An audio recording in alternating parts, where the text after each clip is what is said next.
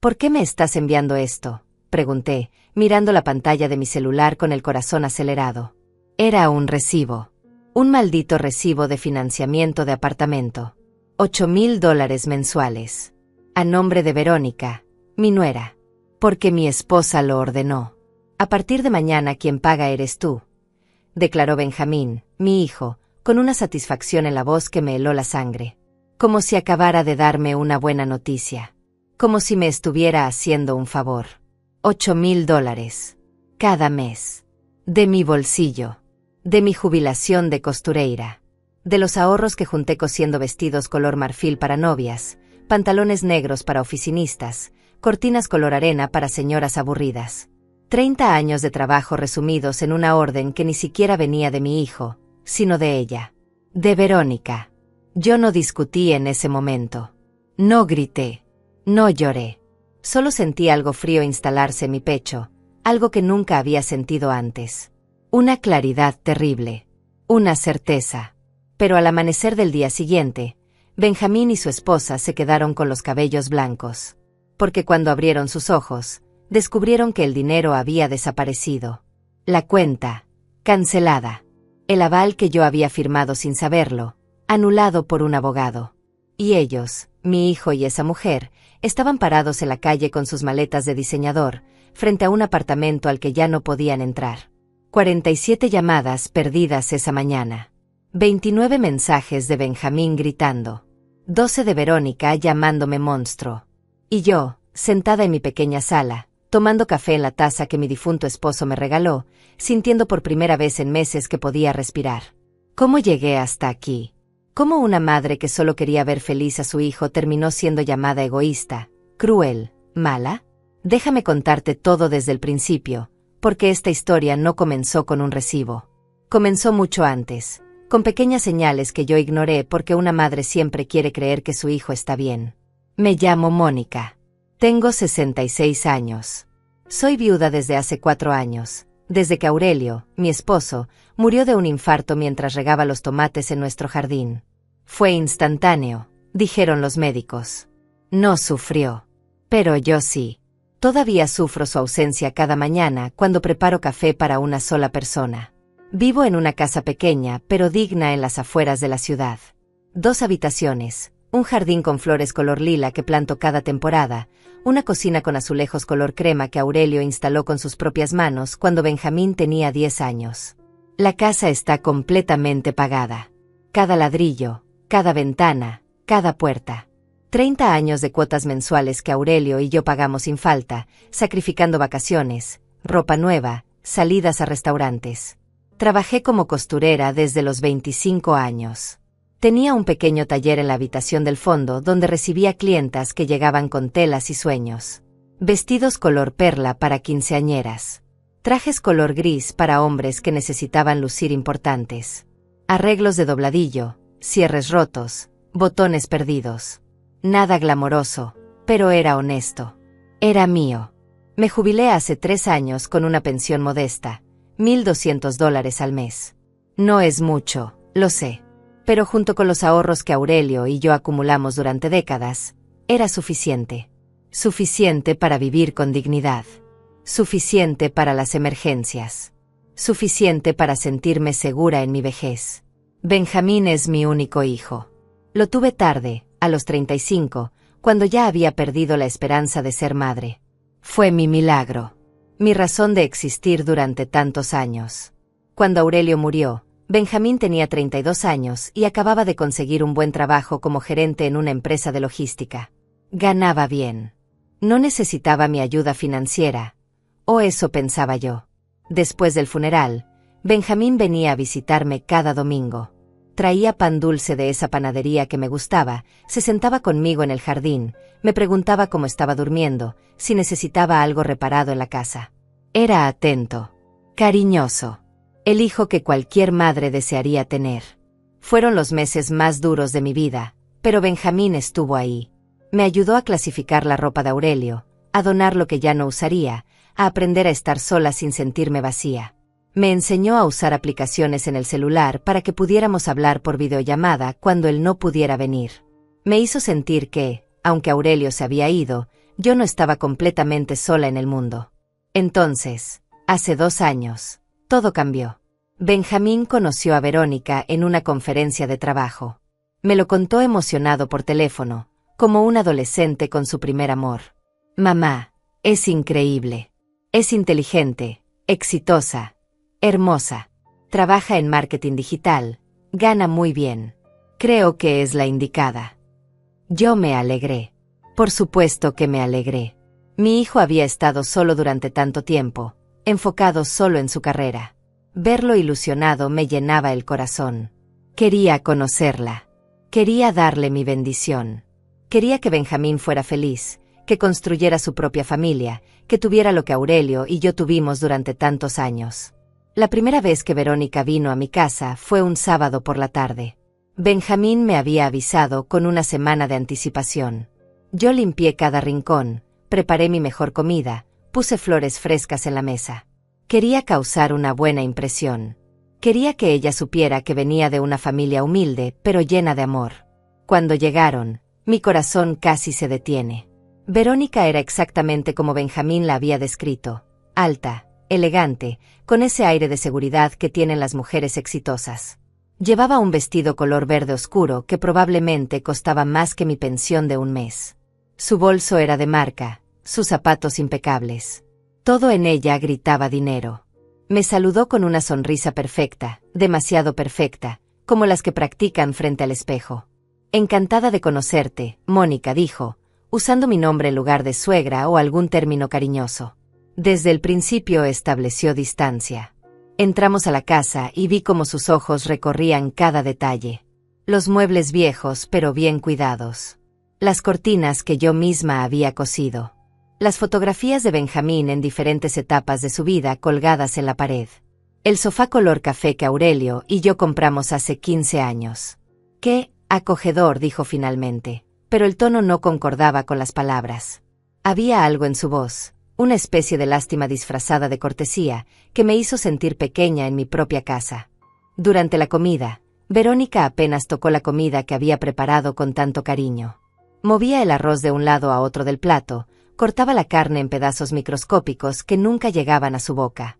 Estoy cuidando mi dieta, explicó con esa sonrisa que ya empezaba a reconocer como falsa.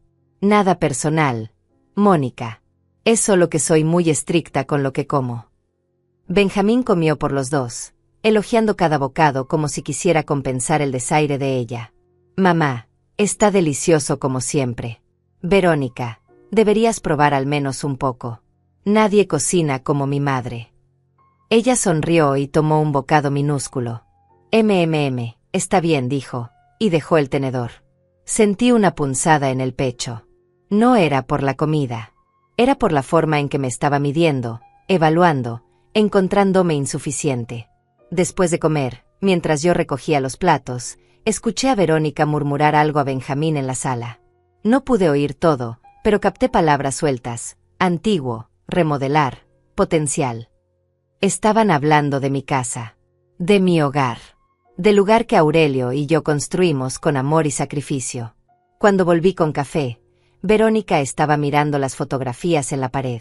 Benjamín se veía tan tierno de niño, dijo, señalando una foto donde mi hijo tenía 8 años y sostenía un helado. Es una lástima que no hayan podido darle más oportunidades cuando era pequeño. Oportunidades. Esa palabra me golpeó como una bofetada. Como si todo lo que Aurelio y yo habíamos hecho no hubiera sido suficiente. Como si los sacrificios, las noches sin dormir trabajando, las comidas sencillas para que Benjamín pudiera estudiar, no contaran como oportunidades. Le dimos todo lo que pudimos, respondí, manteniendo la calma. Y creo que salió bien. Oh, por supuesto, dijo Verónica rápidamente. No quise decir lo contrario. Solo que, bueno, en mi familia siempre tuvimos un nivel de vida diferente. Mis padres me dieron lo mejor: colegios privados, viajes al extranjero, universidad en el extranjero. Es lo que yo espero darles a mis futuros hijos. Ahí estaba. La primera estocada. La comparación. La forma sutil de hacerme saber que ella venía de un mundo mejor, más grande, más importante que el mío. Y que Benjamín, al elegirla, había ascendido de categoría. Benjamín la miraba embelesado, como si cada palabra que salía de su boca fuera oro puro. No se daba cuenta de cómo me estaba minimizando. O tal vez sí se daba cuenta y simplemente no le importaba porque estaba demasiado cegado por ella. Cuando se fueron esa tarde, Benjamín me abrazó en la puerta. «¿Qué te pareció?», preguntó con ojos esperanzados. «Es increíble, ¿verdad?». «Es muy segura de sí misma», respondí, eligiendo mis palabras cuidadosamente. No quería arruinar su felicidad. No quería ser esa suegra amargada que critica a la pareja de su hijo. Lo sé. Es una de las cosas que más amo de ella. Es tan diferente a todo lo que he conocido. Me besó la frente. «Gracias por recibirnos, mamá. Significa mucho para mí». Los vi alejarse en el auto de Verónica, un vehículo elegante color plata que brillaba bajo el sol de la tarde. Mientras desaparecían por la calle, sentí un nudo en el estómago. Algo no estaba bien. Pero me dije a mí misma que eran solo nervios de madre. Que todas las suegras sienten celos al principio. Que tenía que darle una oportunidad. Qué equivocada estaba. Las semanas siguientes, Benjamín empezó a cambiar. Sutilmente al principio. Llamaba menos. Sus visitas dominicales se volvieron quincenales, luego mensuales. Cuando venía, siempre tenía prisa. «Perdona, mamá, Verónica y yo tenemos planes». «Disculpa, quedamos de ir a casa de los padres de Verónica». «Lo siento, tenemos una cena importante». Verónica nunca volvió a mi casa. Cuando le pregunté a Benjamín si había hecho algo mal, él negó con la cabeza. «No, mamá, para nada. Es solo que Verónica es muy ocupada. Su trabajo la absorbe mucho. Ya la conocerás mejor pronto». Pero ese pronto nunca llegaba. En cambio, empecé a escuchar cosas. Pequeños comentarios que Benjamín dejaba caer sin darse cuenta. «Verónica dice que debería invertir más en mi imagen personal. Verónica cree que debería buscar un trabajo mejor pagado. Verónica piensa que vivir en las afueras es de gente sin ambición». Cada frase que comenzaba con «Verónica dice» era como un ladrillo más en el muro que estaba construyéndose entre mi hijo y yo. Ella estaba remodelándolo, moldeándolo a su imagen y semejanza.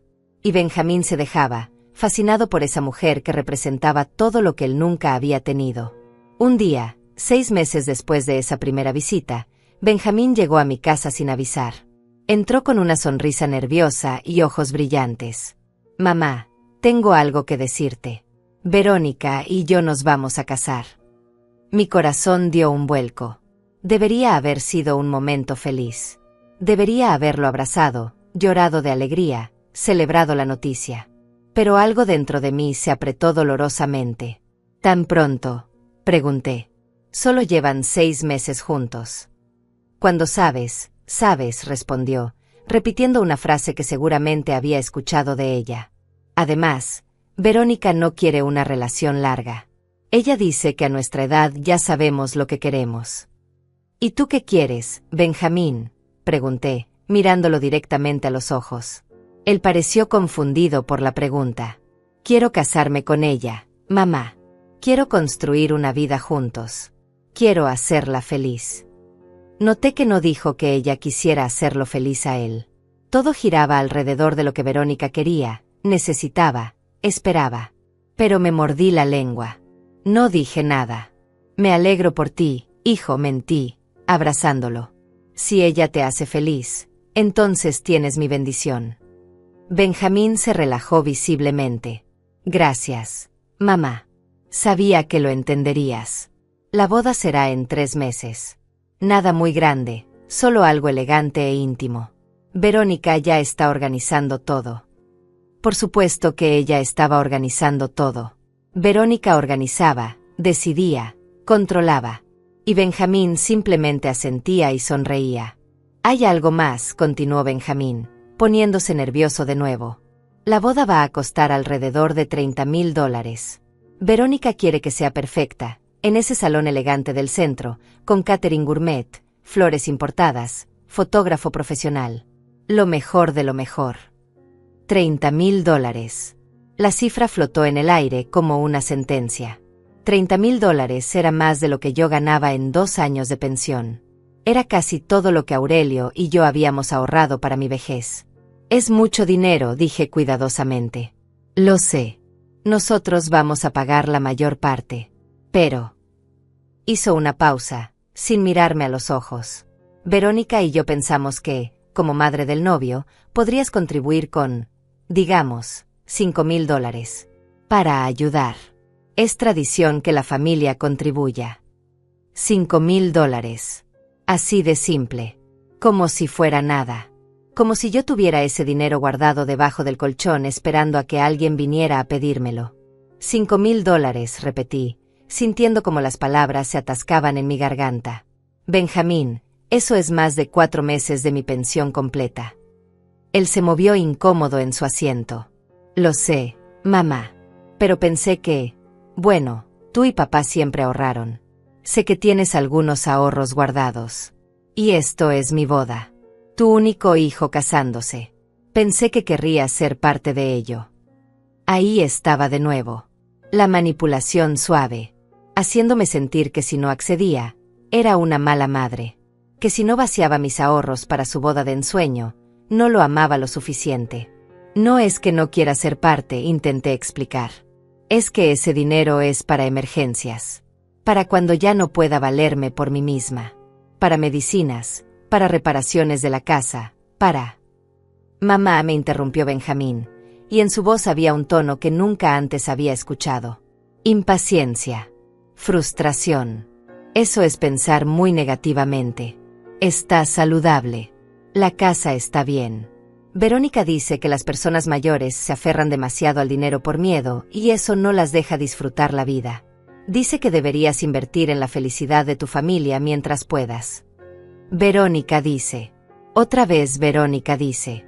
Como si las palabras de esa mujer fueran la Biblia y todo lo demás fuera irrelevante. $5,000 es mucho para mí, insistí, sintiendo que perdía terreno. Podría darte 1,000, tal vez 1,500. La expresión de Benjamín se endureció. Verónica va a sentirse muy decepcionada. Sus padres están poniendo 15,000. Ella esperaba que mi familia pudiera igualar al menos una tercera parte de eso para no quedar mal. Para no quedar mal.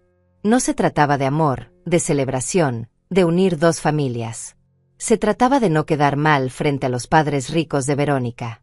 Lo pensaré, dije finalmente, solo para terminar la conversación. Dame unos días. Benjamín se levantó, claramente insatisfecho. Está bien. Pero necesito saberlo pronto. Verónica tiene que confirmar el lugar y necesita el anticipo. Me dio un beso frío en la mejilla y se fue.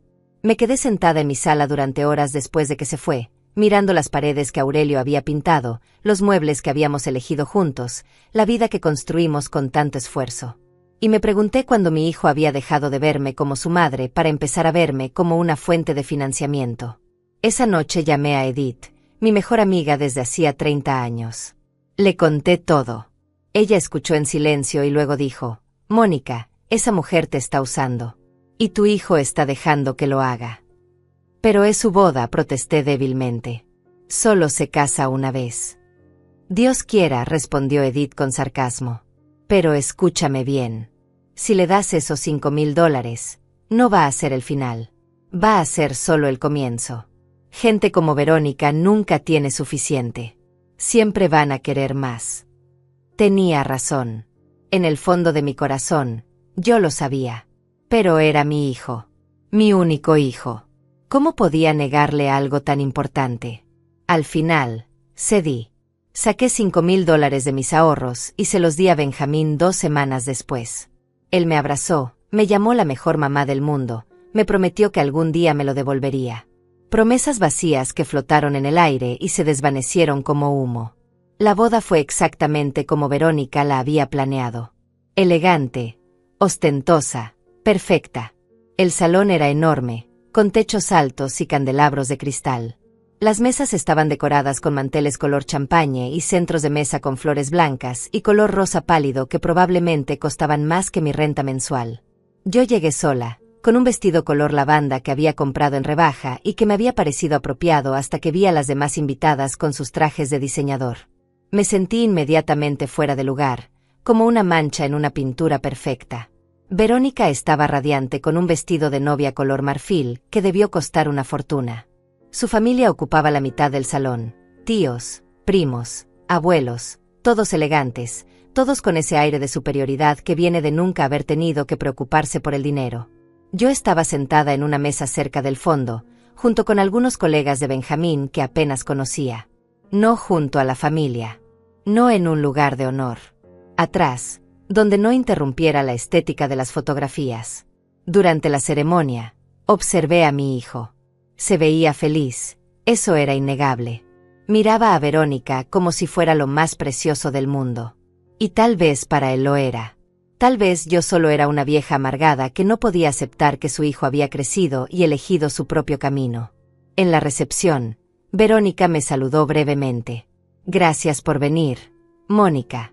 Y gracias por tu contribución. La forma en que dijo contribución sonaba como si hubiera dado una propina, no como si hubiera sacrificado una parte importante de mi seguridad financiera.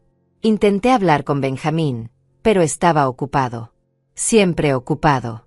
Con los invitados, con los fotógrafos, con Verónica. Cada vez que me acercaba, ella lo arrastraba a otro lado. Cariño, necesito que hables con mi tío. Amor, el fotógrafo nos está esperando.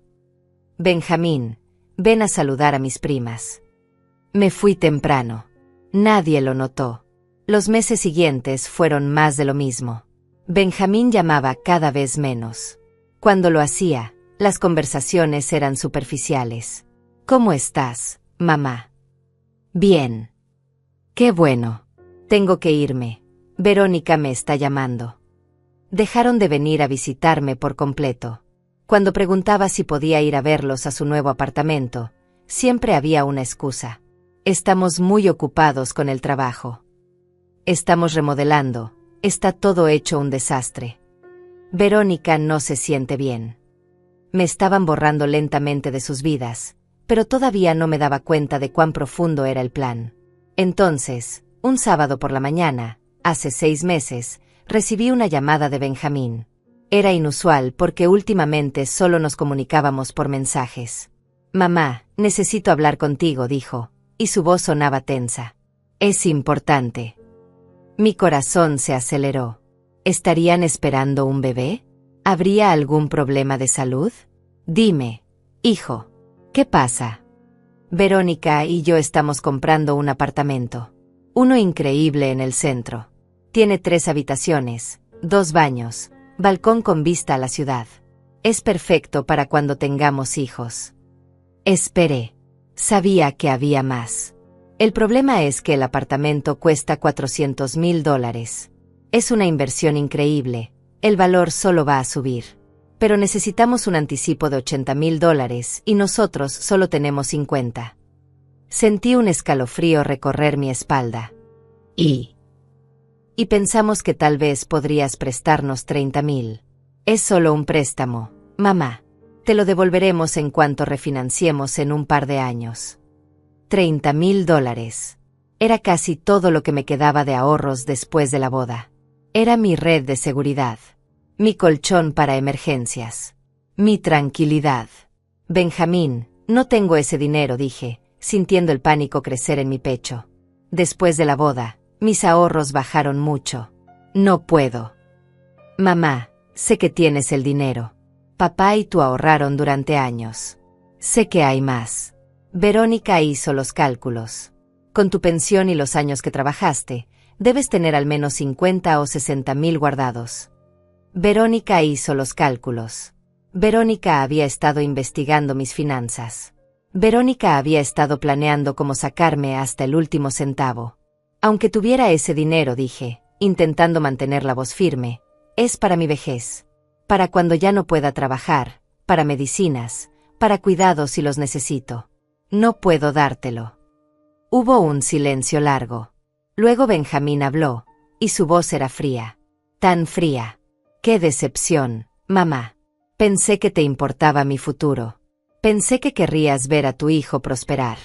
Pero veo que tu dinero es más importante que mi felicidad. Las palabras de Benjamín me atravesaron como cuchillos. No es eso, intenté explicar. sintiendo las lágrimas acumularse en mis ojos. Hijo, yo te amo más que a nada en este mundo.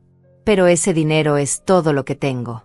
Si te lo doy y algo me pasa, si me enfermo, si la casa necesita reparaciones urgentes, quedaré en la calle. ¿Entiendes eso? Siempre es lo mismo contigo, respondió con un tono de desprecio que nunca antes había usado conmigo. Siempre pensando en lo peor. Siempre con miedo. Verónica tenía razón. Dijo que las personas de tu generación viven aterrorizadas por el futuro y por eso nunca avanzan. Verónica tenía razón. Verónica dijo. Verónica. Verónica. Verónica. Esa mujer había entrado en la vida de mi hijo como un virus y había reemplazado cada pensamiento independiente que él alguna vez tuvo. Benjamín, escúchate. ¿Desde cuándo hablas así? ¿Desde cuándo el dinero es más importante que la familia? Precisamente por eso te lo pido, gritó. Porque eres mi familia. Porque se supone que la familia se apoya. Los padres de Verónica ya pusieron su parte. Ellos sí creen en nosotros. Ellos sí quieren vernos triunfar. La comparación dolió más que cualquier insulto directo.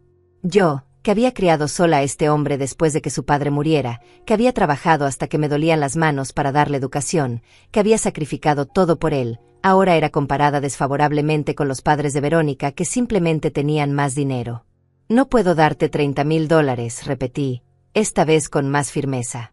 Puedo ayudarte con 3,000. Tal vez 5,000 si aprieto mi presupuesto, pero no más. La risa de Benjamín fue amarga. ¿5,000? ¿Para qué nos sirven $5,000, mamá? Eso no cubre ni las escrituras. ¿Sabes qué? Olvídalo. Verónica tenía razón. Dijo que probablemente no querrías ayudar. Dijo que las personas como tú solo piensan en ustedes mismas. Personas como yo. Mi voz se quebró. ¿Qué significa eso? Personas egoístas. Personas que se aferran a su dinero mientras ven a sus propios hijos luchar. Está bien, mamá. Encontraremos otra manera. Pero quiero que sepas que cuando estemos en nuestro apartamento hermoso y tú sigas en tu casita vieja, va a ser porque tú elegiste el dinero sobre nosotros. Colgó. Mi hijo me colgó el teléfono después de llamarme egoísta. Me quedé sentada en mi cocina, con el teléfono todavía en la mano, llorando como no había llorado desde el funeral de Aurelio. ¿Qué había hecho mal? ¿En qué momento había perdido a mi hijo? ¿Cómo había permitido que esa mujer lo convirtiera en alguien que no reconocía? Durante 2 semanas no supe nada de él. Fueron las 2 semanas más largas de mi vida. Cada día esperaba una llamada, un mensaje, una señal de que mi hijo seguía ahí, de que la persona bondadosa que había criado no había desaparecido por completo. Finalmente, no pude soportarlo más y lo llamé yo. Contestó al 5.º timbre. Mamá. Benjamín, por favor. No podemos dejar las cosas así. Ven a visitarme. Hablemos con calma. Hubo un suspiro largo. Está bien. Iré el domingo. Ese domingo preparé su comida favorita. Limpié la casa hasta que brilló. Me arreglé con mi mejor ropa. Quería que todo fuera perfecto, que recordara cuánto lo amaba, que viéramos que podíamos superar esto. Cuando llegó, venía con Verónica. No me había avisado. Ella entró a mi casa como si fuera una inspectora evaluando una propiedad en ruinas. Sus ojos recorrieron cada rincón con ese gesto de desaprobación que ya conocía tan bien. Hola, Mónica, dijo sin siquiera intentar fingir calidez. Se sentó en mi sofá como si le diera asco tocarlo. Benjamín parecía incómodo. Mamá, Verónica quería venir para que pudiéramos hablar los tres. Para aclarar las cosas. Por supuesto, dije, aunque sabía que esto no iba a terminar bien. ¿Quieren café? No, gracias, respondió Verónica rápidamente. Prefiero no consumir nada aquí. La forma en que dijo aquí dejaba claro que consideraba mi casa por debajo de sus estándares de higiene. Nos sentamos en una tensión horrible. Verónica habló primero. Mónica, Benjamín me contó sobre su conversación. Y tengo que ser honesta contigo, estoy muy decepcionada.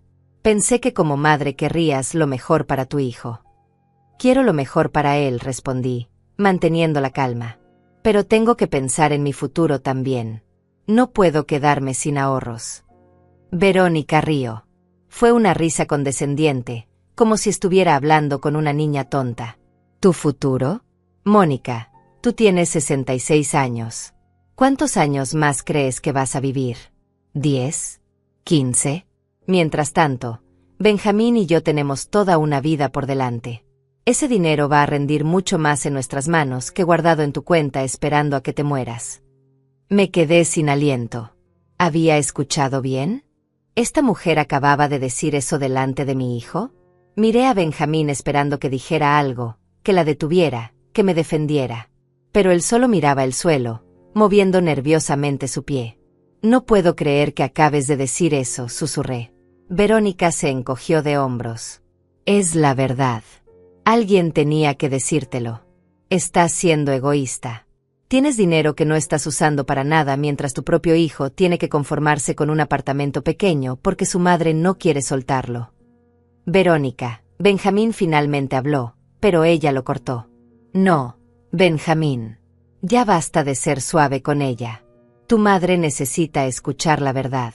Mis padres nos están ayudando sin pensarlo 2 veces porque nos aman de verdad. Pero tu madre prefiere ver su dinero acumularse en un banco antes que ver a su hijo feliz. Me puse de pie. Mis piernas temblaban, pero mi voz salió firme. Creo que es hora de que se vayan. Verónica se levantó con una sonrisa satisfecha. Perfecto. Solo vinimos para darte una última oportunidad de hacer lo correcto. Veo que la rechazaste. Benjamín se levantó lentamente. Me miró con algo en los ojos. ¿Arrepentimiento? ¿Culpa? Pero no dijo nada. Simplemente siguió a su esposa hacia la puerta. En el umbral, Verónica se volteó. Por cierto, no esperes que te invitemos al apartamento nuevo cuando nos mudemos. Está claro que no formas parte de esta nueva etapa de nuestras vidas. Se fueron. Y yo me derrumbé.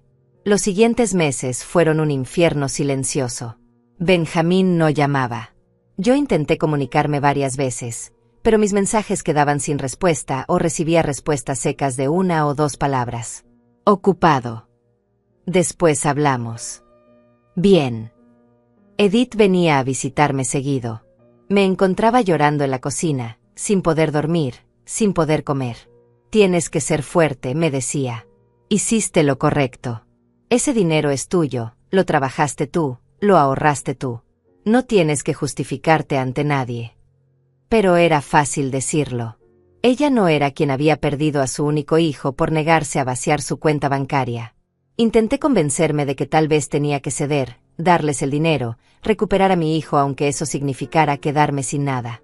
Al menos tendría a Benjamín de vuelta. Al menos no estaría tan sola. Estuve a punto de hacerlo. Había ido al banco, había llenado los formularios para retirar el dinero. Estaba lista para sacrificar mi seguridad con tal de no perder a mi hijo para siempre. Pero entonces llegó ese mensaje. El mensaje que cambió todo. El recibo. Era un martes por la tarde. Estaba regando las plantas del jardín cuando sonó el celular. Un mensaje de Benjamín. Mi corazón saltó de esperanza. Tal vez había recapacitado. Tal vez quería disculparse. Tal vez íbamos a estar bien. Abrí el mensaje. Era una imagen. Un recibo de financiamiento mensual. $8,000 mensuales. A nombre de Verónica. Para un apartamento que ya habían comprado. Abajo del recibo, un mensaje. ¿Por qué me estás enviando esto? Escribí con manos temblorosas. La respuesta llegó inmediata. Porque mi esposa lo ordenó. A partir de mañana, quien paga eres tú. Leí el mensaje 3 veces. 4. 5. Esperando que las palabras cambiaran, que hubiera entendido mal, que fuera algún tipo de broma cruel. Pero no. Ahí estaba, negro sobre blanco. Un recibo de $8,000 mensuales. Y una orden. No una solicitud. No una pregunta. Una orden. A partir de mañana, quien paga eres tú. Mis manos temblaban tanto que casi dejó caer el teléfono. Llamé a Benjamín inmediatamente. Contestó al tercer timbre, y en su voz había algo que me heló la sangre, satisfacción. Como si acabara de ganar algo. Mamá, ¿recibiste el mensaje? Benjamín, ¿qué es esto? ¿Qué significa? Significa exactamente lo que dice. Verónica y yo compramos el apartamento. Conseguimos un financiamiento por 30 años. Las cuotas son de $8,000 mensuales. Y decidimos que tú vas a pagarlas. Me senté en el escalón de la entrada porque mis piernas no me sostenían. ¿Decidieron? ¿Así nada más? Sin preguntarme. Mamá, no seas dramática. Es lo justo. Nosotros te pedimos ayuda de buena manera y tú te negaste. Así que Verónica tuvo una idea mejor. En lugar de darte todo el dinero de una vez, vas a ir pagándolo mes a mes. Es más fácil para ti así. Más fácil para mí. Mi voz subió varias octavas.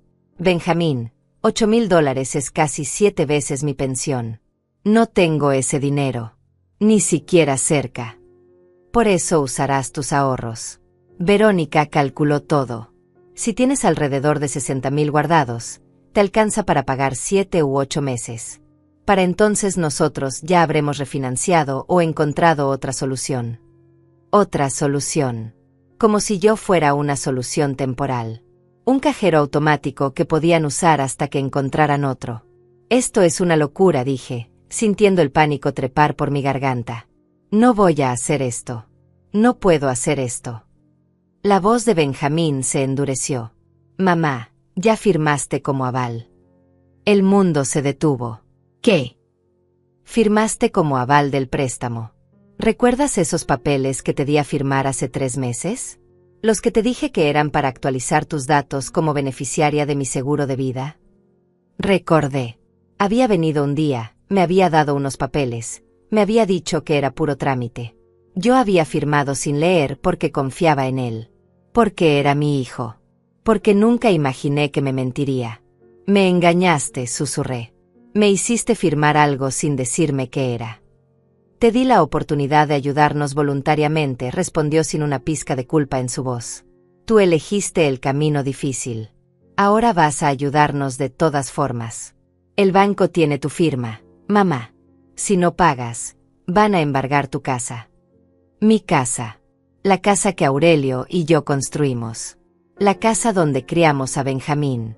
La casa que era lo único que me quedaba en este mundo además de mis recuerdos. No puedes hacer esto, dije, pero mi voz sonaba débil incluso para mí. Eres mi hijo. Y tú eres mi madre. Se supone que las madres se sacrifican por sus hijos, ¿no? Pues ahora es tu turno de demostrarlo. La primera cuota vence en 5 días. Te enviaré los datos de la cuenta. Benjamín. Colgó. Mi hijo me colgó después de amenazarme con quitarme mi casa. Me quedé sentada en ese escalón mientras el sol se ocultaba. No podía moverme. No podía pensar. Mi mente era un torbellino de terror, incredulidad, traición. ¿Cómo había llegado a esto?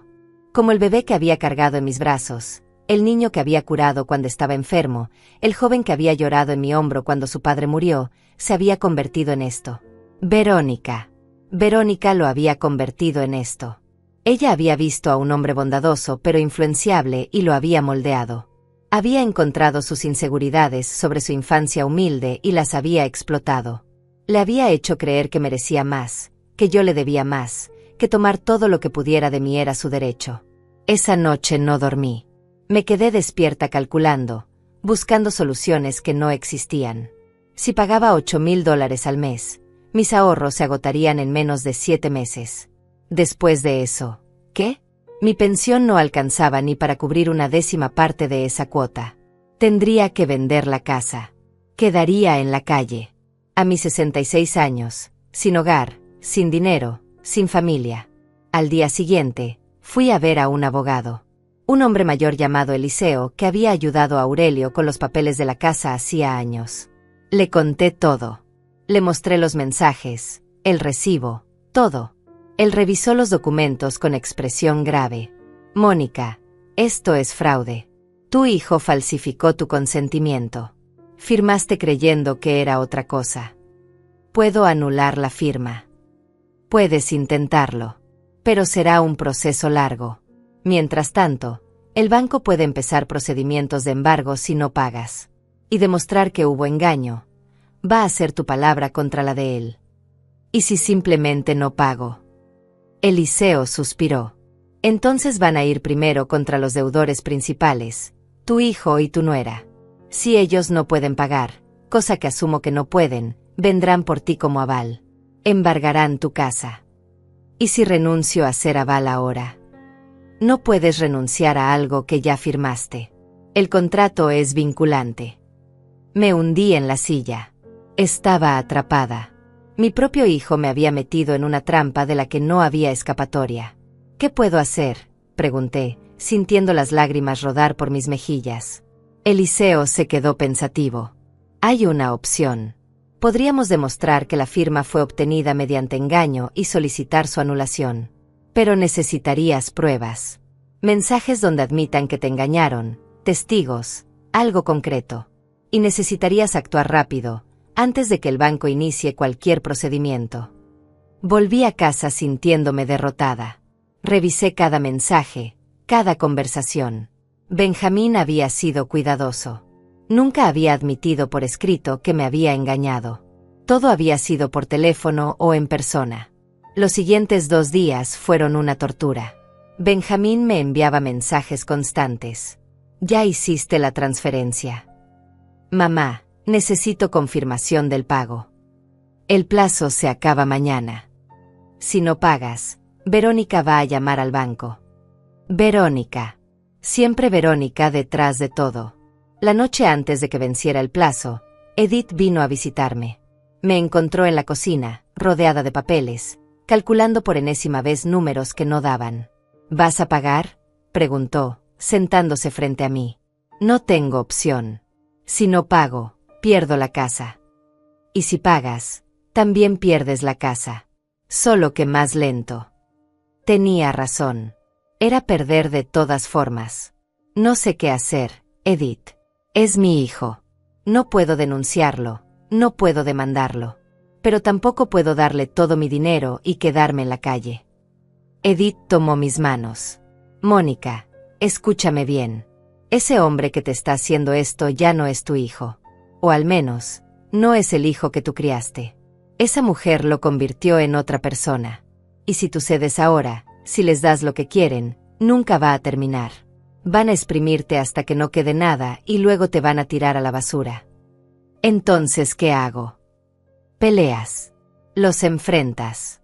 Les demuestras que no eres un banco que pueden saquear sin consecuencias. ¿Cómo? No tengo pruebas del engaño. No tengo forma de anular la firma. Edith sonrió. Era una sonrisa extraña, casi peligrosa. Entonces creamos las pruebas. Los hacemos confesar. ¿Cómo? Llama a Benjamín. Graba la conversación. Hazlo admitir que te engañó para que firmaras. Hazlo decir que falsificó el documento. Hazlo creer que vas a pagar y que solo necesitas entender bien los detalles. La gente arrogante siempre se confía demasiado. Era arriesgado, pero era lo único que tenía. Esa noche, con manos temblorosas, configuré mi teléfono para grabar. Llamé a Benjamín. Contestó inmediatamente. Mamá, ya hiciste la transferencia. Benjamín, necesito hablar contigo primero. Necesito que me expliques bien esto de la firma. ¿Cuándo exactamente firmé como aval? Porque yo no recuerdo haber firmado nada relacionado con un apartamento. Hubo una pausa. Mamá, ya hablamos de esto. Fueron esos papeles que te di hace 3 meses. Pero me dijiste que era para el seguro de vida. Benjamín rió. Fue una risa incómoda. Bueno, tenía que decirte algo. Si te hubiera dicho la verdad, no habrías firmado. Verónica me dijo que era la única forma de conseguir que nos ayudaras. Lo tenía. Lo había admitido. Seguí presionando. Entonces me mentiste. Me hiciste firmar algo sin que yo supiera qué era. No seas dramática, mamá. Al final es lo mismo. Vas a ayudarnos de una forma u otra. Ya vas a hacer la transferencia o no. Benjamín, $8,000 al mes va a acabar con todos mis ahorros en menos de un año. Ese no es mi problema. Debiste haberlo pensado antes de negarte a ayudarnos cuando te lo pedimos bien. Ahora o pagas voluntariamente, o el banco te obliga. Tú eliges. Entiendo, dije, manteniendo la voz calmada aunque por dentro estaba temblando. Pero necesito saber una cosa más. Benjamín, si yo pago estos meses, ¿qué garantía tengo de que ustedes van a refinanciar como prometiste? ¿Qué garantía tengo de que esto no va a ser para siempre? Benjamín suspiró con impaciencia. Mamá, no necesitas garantías. Soy tu hijo. Confía en mí. Confié en ti cuando me dijiste que esos papeles eran para el seguro. Mira dónde terminé. Mira, haz lo que quieras. Pero te advierto, si mañana a las 5 de la tarde no veo esa transferencia en la cuenta, Verónica va a llamar al banco y va a iniciar el proceso de embargo. Y no vamos a detenerla. Es más, ella ya tiene todo listo. Está esperando cualquier excusa para hacerlo. ¿Por qué?, pregunté, sintiendo un dolor profundo en el pecho. ¿Por qué me odian tanto? ¿Qué les hice para merecer esto? No se trata de odio, mamá. Se trata de dinero. Tú lo tienes. Nosotros lo necesitamos. Es simple. Y francamente, a tu edad, ¿para qué necesitas tanto dinero guardado? No vas a casarte de nuevo.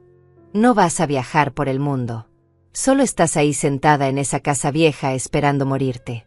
Al menos déjanos usar ese dinero para construir algo. Cada palabra era una puñalada. Este no era mi hijo. No podía serlo. Mi Benjamín nunca habría hablado así. Nunca me habría reducido a una cuenta bancaria ambulante esperando la muerte. Está bien, dije finalmente. Haré la transferencia mañana. Perfecto. Sabía que entrarías en razón. Te mando los datos de la cuenta ahorita. Colgó sin despedirse. Sin un te quiero. Sin un gracias. Solo colgó. Detuve la grabación. Tenía todo lo que necesitaba. La confesión clara de que me había engañado, de que había falsificado el propósito del documento, de que me estaba extorsionando. Era suficiente. A la mañana siguiente, volví con el abogado Eliseo. Le mostré la grabación. Él la escuchó completa, 2 veces, tomando notas. Esto es oro, Mónica. Con esto podemos anular tu firma como aval. Hay engaño comprobado, hay admisión de fraude, hay extorsión. Puedo presentar esto ante un juez hoy mismo. ¿Cuánto tiempo tomará? Si tenemos suerte, 1 semana para conseguir una orden de suspensión temporal. Eso evitará que el banco actúe mientras se resuelve el caso. Luego, tal vez 1 mes o 2 para la anulación completa. ¿Y el banco? Una vez anulada tu firma, el banco irá únicamente contra los deudores principales, tu hijo y tu nuera. Tú quedarás completamente fuera. ¿Y si ellos no pueden pagar? Eliseo me miró con seriedad. Entonces perderán el apartamento. El banco lo embargará y lo venderá. Y probablemente queden con deuda además, dependiendo de cuánto recupere el banco en la venta. Benjamín perdería el apartamento. Su sueño, su proyecto, su futuro. Y sería por mi culpa. O al menos, así es como él lo vería. Pero la alternativa era perder mi casa. Quedar en la calle. Destruir mi vida por salvar la ambición desmedida de ellos. Hágalo, dije. Presente todo hoy. Eliseo asintió. Necesito que entiendas algo, Mónica. Una vez que hagamos esto, no hay vuelta atrás. Tu relación con tu hijo, que ya está dañada, probablemente se romperá por completo. Al menos por un tiempo. Tal vez para siempre. Ya está rota, respondí, sintiendo una claridad fría instalarse en mi pecho. El hijo que yo crié no me haría esto. Lo que queda ahora es solo alguien que lleva su nombre y su cara, pero que ya no tiene su corazón. Esa tarde, Eliseo presentó la demanda. Para las 5 de la tarde, cuando se cumplía el plazo que Benjamín me había dado, llegó la notificación oficial al banco. Suspensión temporal de cualquier acción contra Laval por posible fraude en la obtención de la firma. Caso bajo investigación judicial. No hice la transferencia. No iba a hacer ninguna transferencia. A las 5:30, mi teléfono explotó. Benjamín llamó 12 veces seguidas. No contesté. Luego llegaron los mensajes. ¿Dónde está el pago? Mamá, el banco dice que presentaste una demanda. ¿Qué hiciste? Llámame ahora. Verónica también escribió: eres una vieja miserable. Vamos a destruirte. Apagué el teléfono. Necesitaba silencio. Necesitaba paz. Por primera vez en meses, había hecho algo para protegerme en lugar de solo ceder y sufrir. Edith llegó esa noche con una botella de vino. Lo hiciste. Lo hice. Brindamos. No era una celebración feliz. Era el brindis triste de alguien que acaba de cortar un miembro gangrenado para salvar el cuerpo. Dolía. Dios, cómo dolía. Pero era necesario. Los siguientes días fueron un infierno de acoso. Benjamín y Verónica llamaban a todas horas. Dejaban mensajes de voz llenos de insultos, amenazas, súplicas. Eres una mala madre. Nos vas a destruir. El banco va a quitarnos todo. ¿Cómo puedes hacerle esto a tu propio hijo? Te vas a arrepentir. Vas a morir sola y nadie va a llorar por ti. Cambié mi número de teléfono. Pero ellos encontraron otra forma. Una semana después de presentar la demanda, aparecieron en mi puerta. Era un sábado por la mañana. Estaba regando las plantas cuando escuché el auto detenerse frente a mi casa. Salieron los dos. Benjamín se veía descompuesto, con ojeras profundas y ropa arrugada. Verónica tenía los ojos rojos, pero no de tristeza, de furia pura. «Abre la puerta», gritó Verónica, golpeando con fuerza. «Abre ahora mismo, vieja ridícula». Me quedé dentro, paralizada. No sabía qué hacer. «Mamá, por favor», gritaba Benjamín. «Tenemos que hablar. Esto es un malentendido. Podemos arreglarlo». «No es un malentendido, Mónica», interrumpió Verónica. «Es una traición. Le hiciste esto a propósito. Sabías exactamente lo que estabas haciendo cuando firmaste esos papeles y ahora te estás haciendo la víctima». Me acerqué a la puerta pero no la abrí. Hablé a través de ella. «Verónica, tú me hiciste firmar esos papeles mediante engaño. Tengo la confesión de Benjamín grabada. Tienen suerte de que solo esté anulando mi firma y no presentando cargos criminales por fraude». Hubo un silencio. Luego Verónica explotó. «Grabaste a tu propio hijo. ¿Qué clase de madre hace eso?» «La clase de madre que está siendo extorsionada por su propio hijo», respondí, sorprendida de cuán firme sonaba mi voz. «No es extorsión», gritó Benjamín.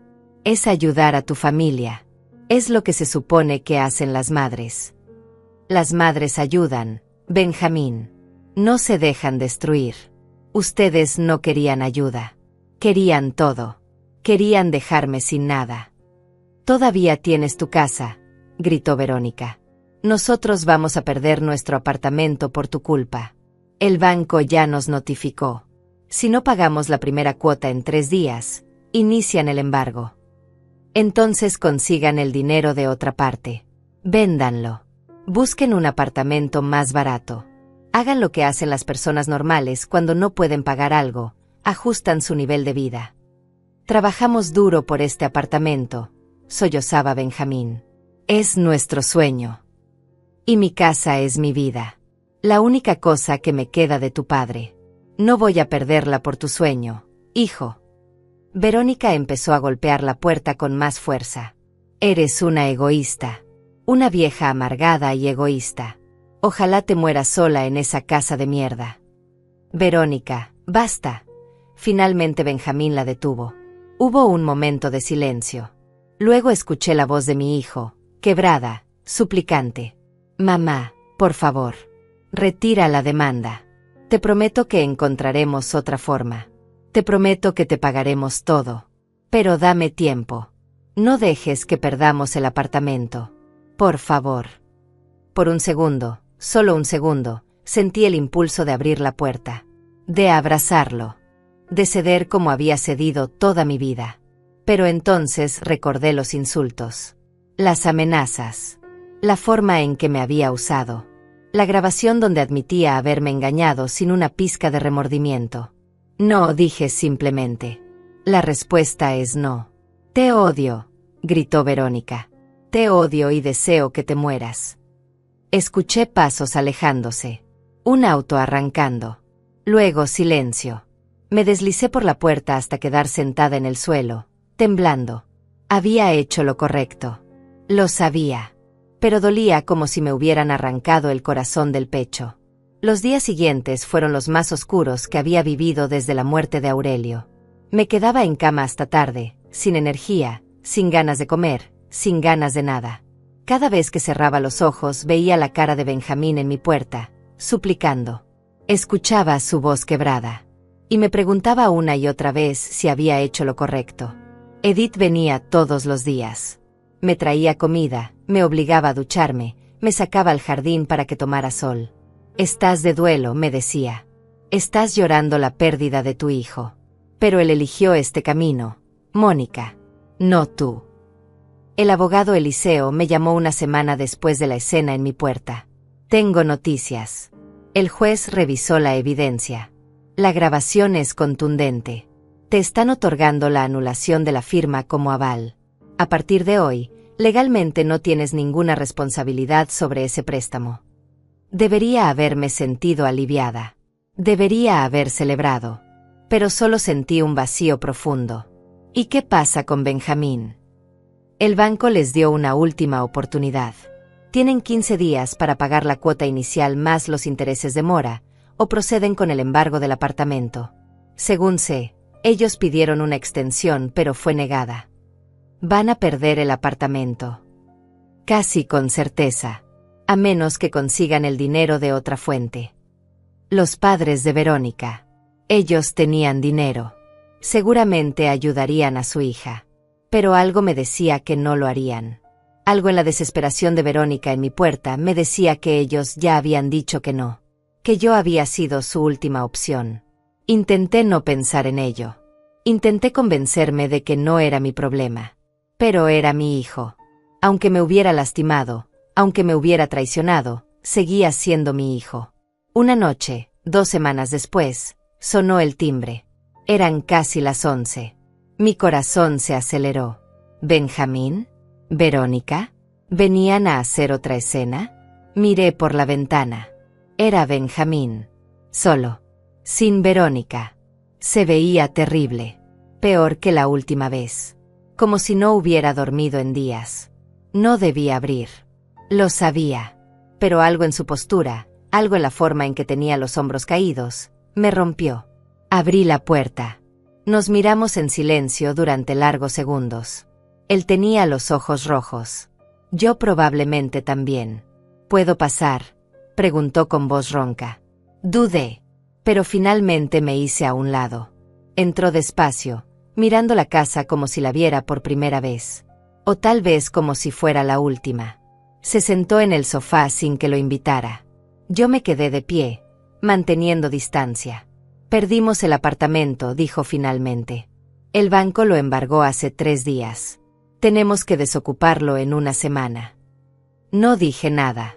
No sabía qué decir. Los padres de Verónica se negaron a ayudarnos. Dijeron que ya habían puesto suficiente dinero y que esto era nuestra responsabilidad.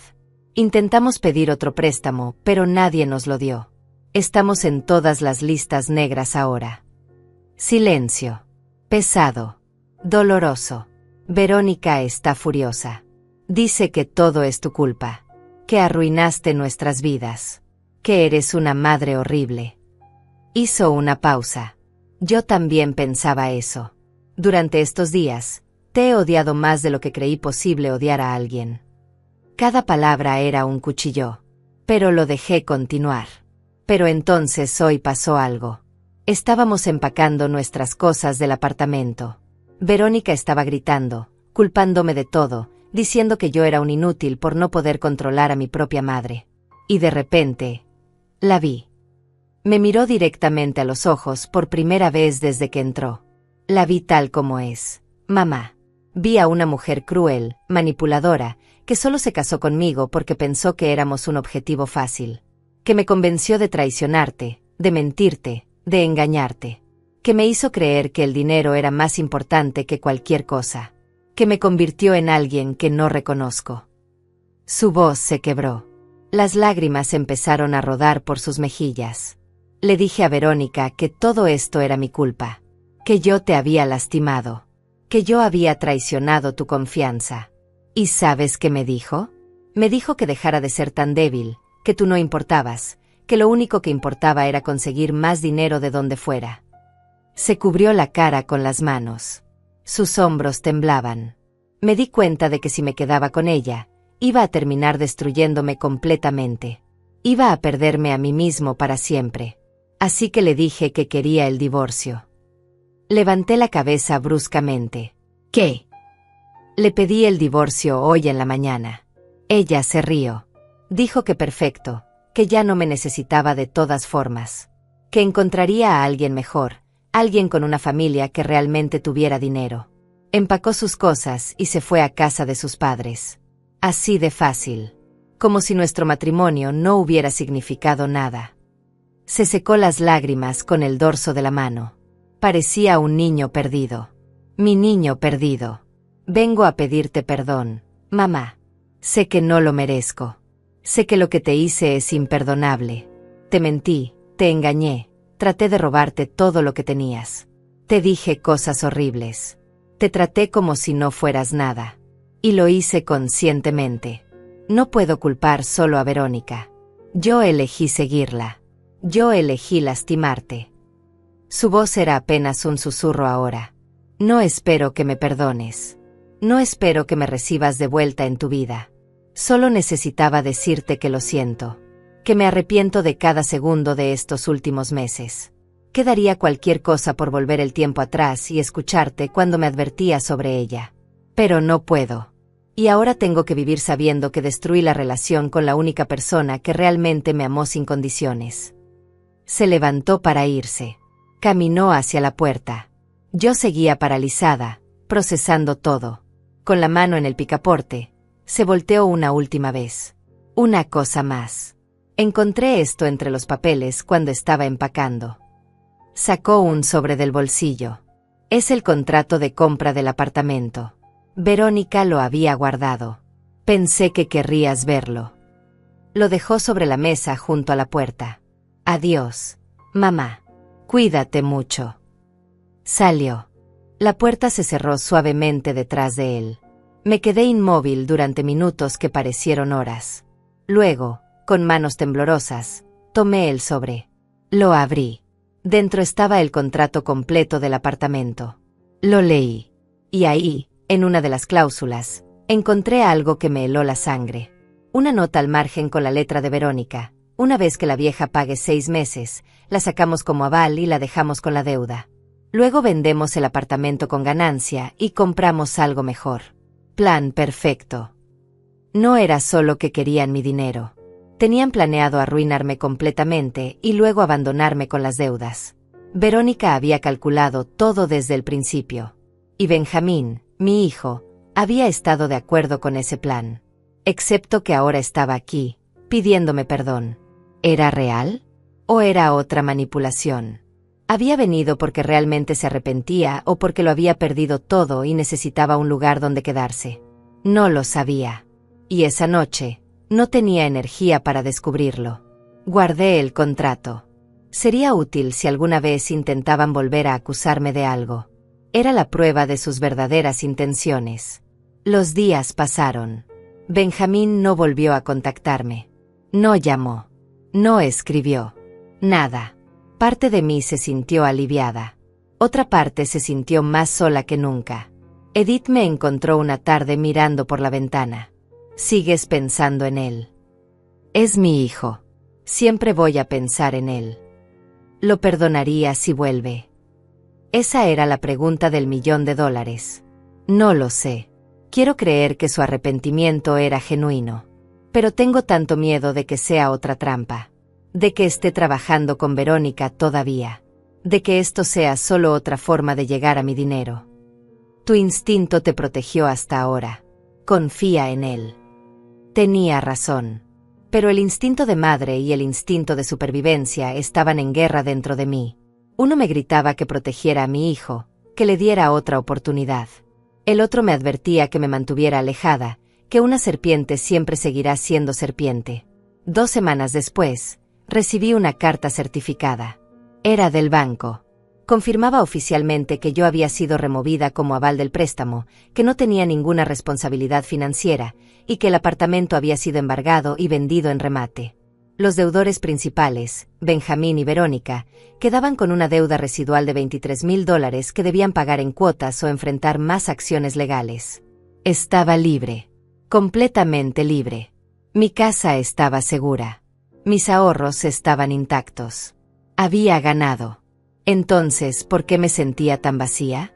Las semanas se convirtieron en meses. El verano dio paso al otoño. Las hojas del jardín que Aurelio plantó comenzaron a caer, cubriéndolo todo con un manto color naranja y café. Yo seguía con mi rutina: levantarme, preparar café, regar las plantas, ver televisión, dormir. Una existencia más que una vida. Edith insistía en sacarme de la casa. No puedes quedarte encerrada para siempre. Mónica, ganaste la batalla. Ahora tienes que vivir. Pero ganar no se sentía como había imaginado.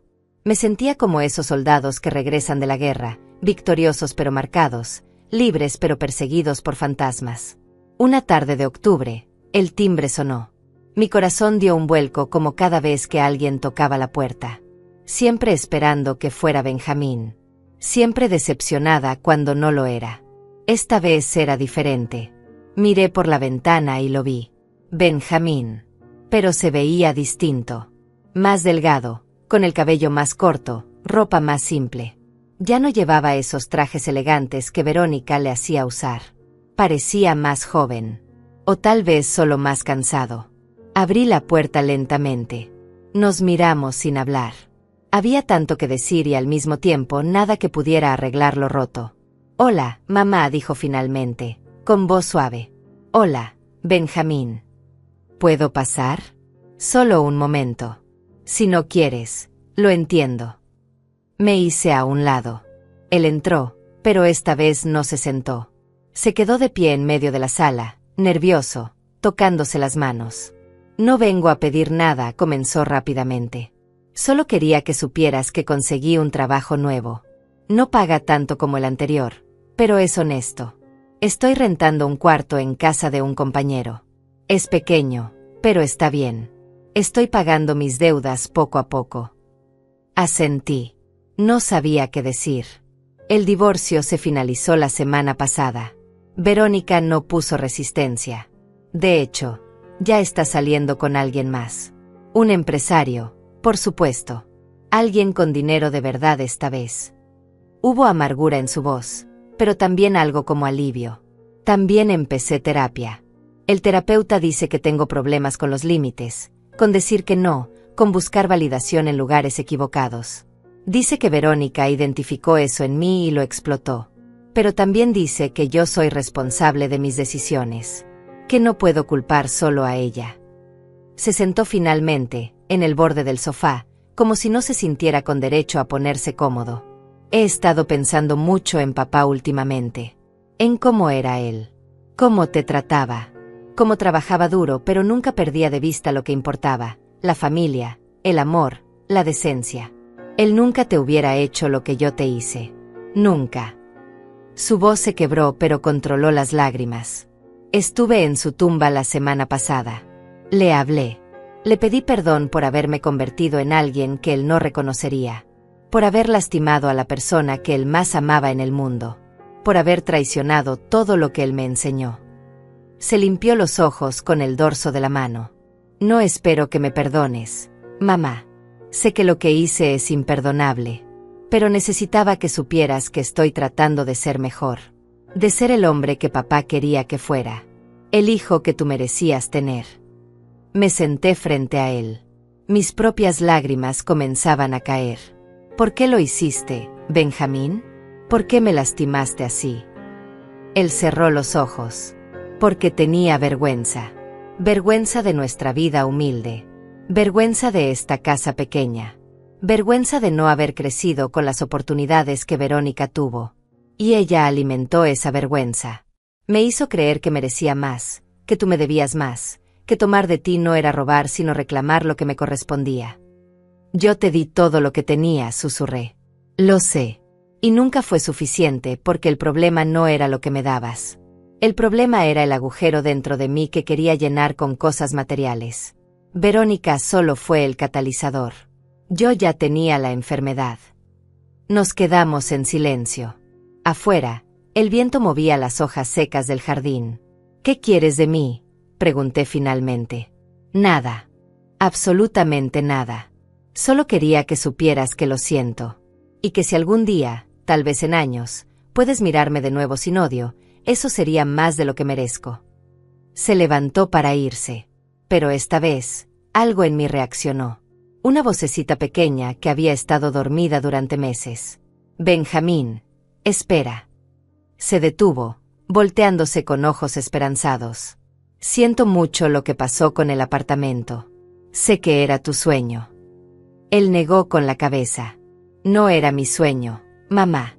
Era el sueño de Verónica. Mi sueño era tener una familia como la que papá y tú construyeron. Una donde el amor fuera más importante que el dinero. Y lo arruiné. Pero voy a arreglarlo. No sé cómo, pero lo haré.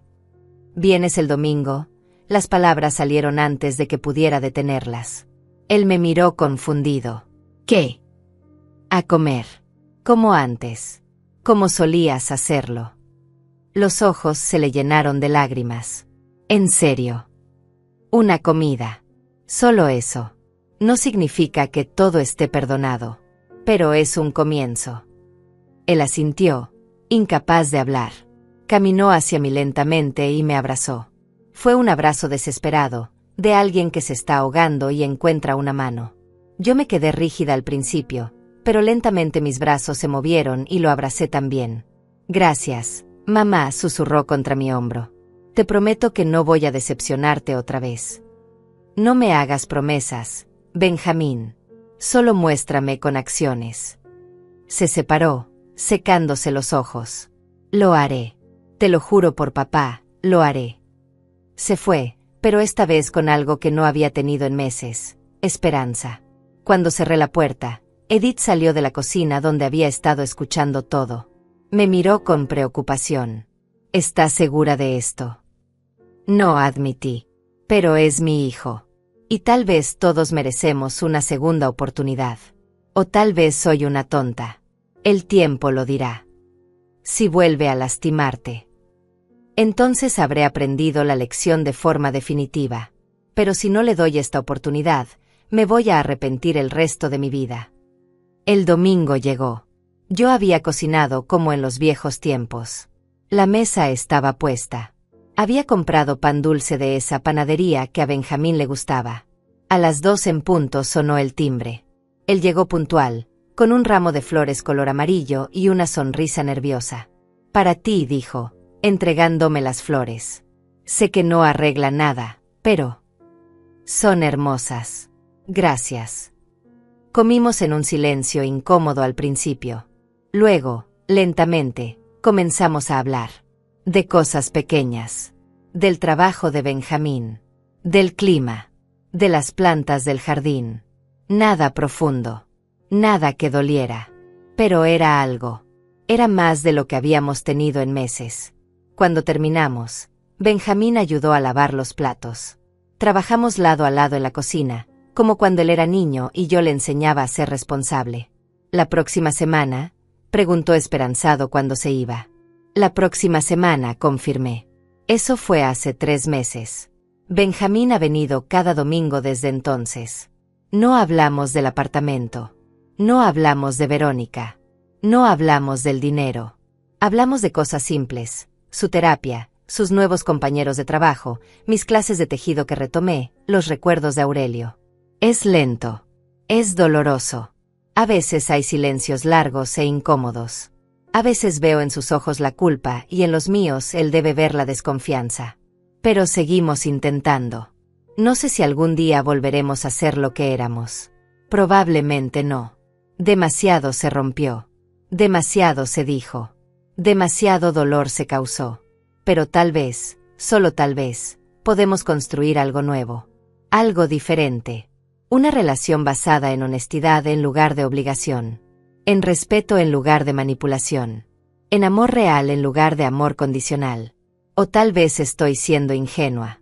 Tal vez Benjamín volverá a lastimarme.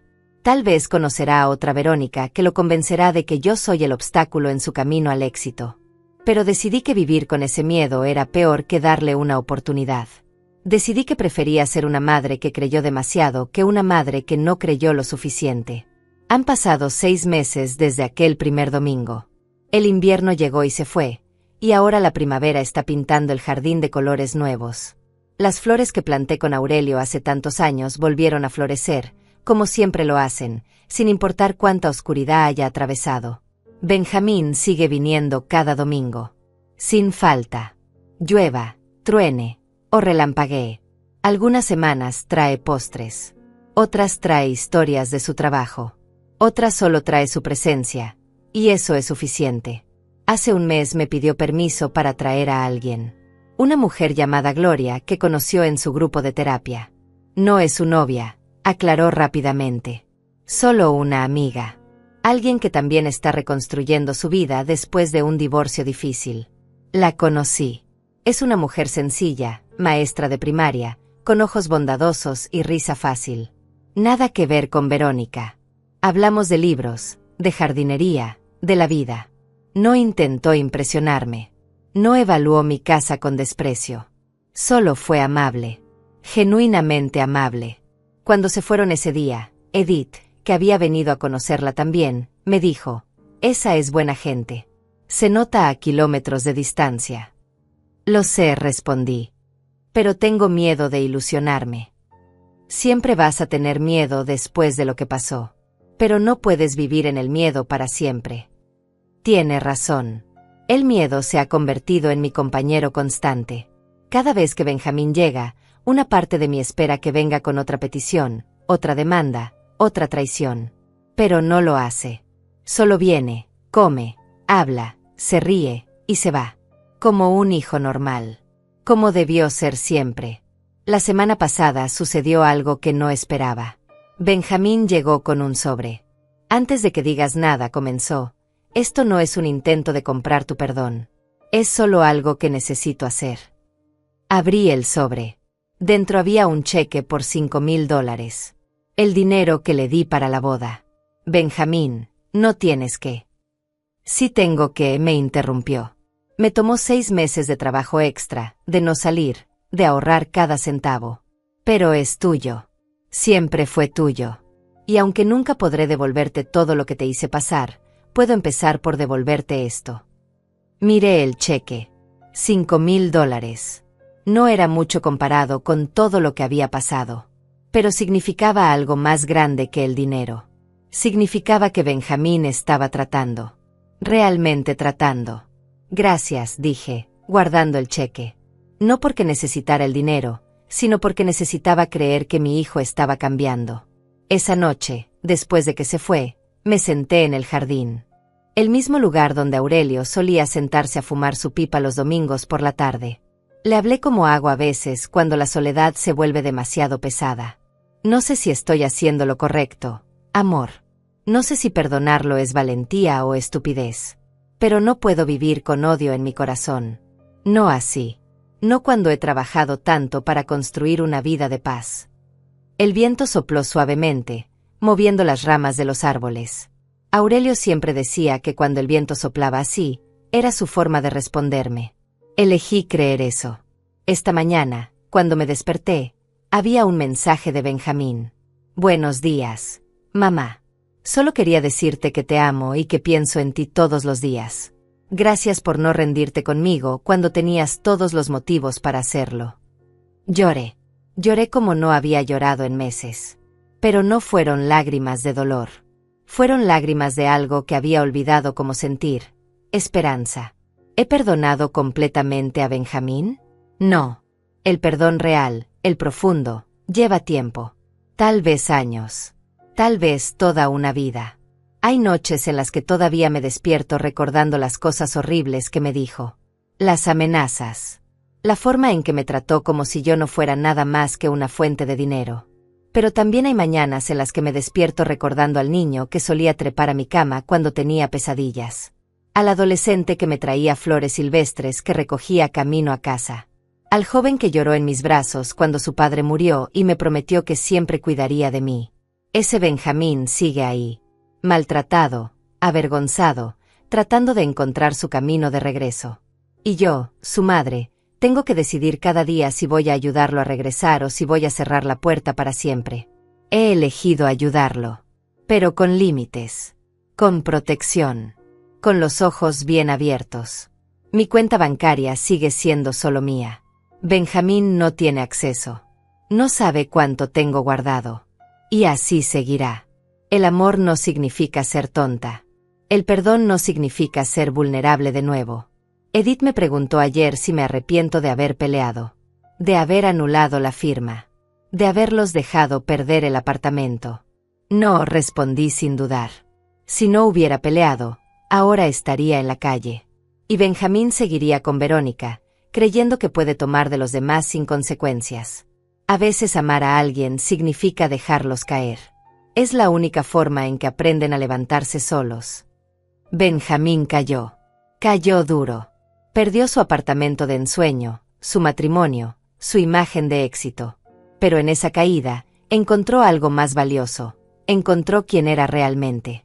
Encontró que el dinero y las apariencias no llenan el vacío.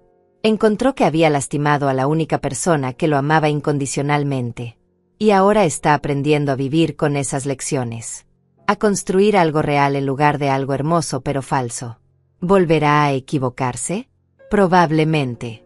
Todos lo hacemos. Pero espero que nunca vuelva a equivocarse de esa manera.